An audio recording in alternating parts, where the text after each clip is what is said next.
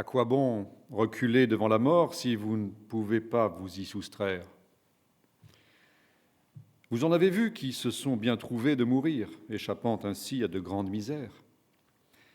Mais quelqu'un qui n'y ait trouvé son compte, en avez-vous vu?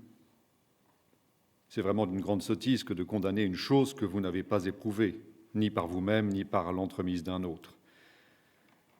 Pourquoi te plaindre de moi et de ta destinée? Te faisons-nous du tort? Est-ce à toi de nous gouverner ou à nous de le faire de toi? Même si ton âge n'a pas atteint son terme, ta vie, elle, est achevée. Un petit homme est un homme complet, comme l'est un grand. Il n'y a pas d'instrument pour mesurer les hommes ni leur vie. Chiron refusa l'immortalité quand il eut connaissance des conditions qui y étaient mises par le dieu même du temps et de la durée, Saturne, son père. Imaginez combien une vie éternelle serait plus difficile à supporter pour l'homme et plus pénible que celle que je lui ai donnée. Si vous ne disposiez de la mort, vous me maudiriez sans cesse de vous en avoir privé. J'y ai à bon escient mêlé quelque peu d'amertume pour vous dissuader, voyant la commodité de son usage, de l'adopter trop avidement et sans discernement.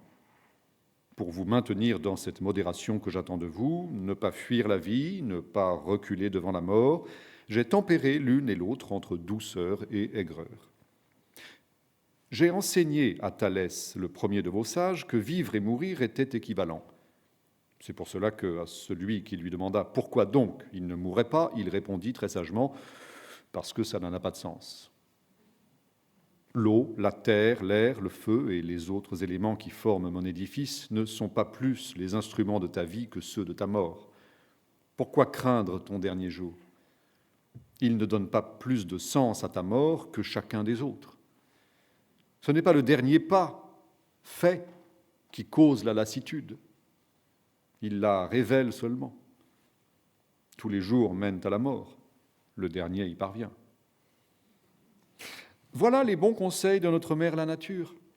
J'ai pensé souvent à cela. Comment se fait-il que, dans les guerres, le visage de la mort, qu'il s'agisse de nous ou qu'il s'agisse d'autrui, nous semble sans comparaison moins effroyable que dans nos propres maisons? C'est qu'autrement, ce ne serait qu'une armée de médecins et de pleurnichards. Je me suis demandé aussi, la mort étant toujours elle-même, comment il se faisait qu'il y ait beaucoup plus de sérénité parmi les villageois et les gens de basse condition que chez les autres.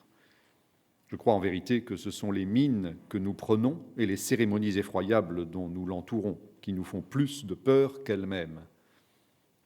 Une toute nouvelle façon de vivre, les cris des mères, des femmes et des enfants, la visite de personnes stupéfaites et émues, l'assistance de nombreux valets pâles et éplorés, une chambre obscure, des cierges allumés, notre chevet assiégé par des médecins et des prêcheurs, en somme, effroi et horreur tout autour de nous.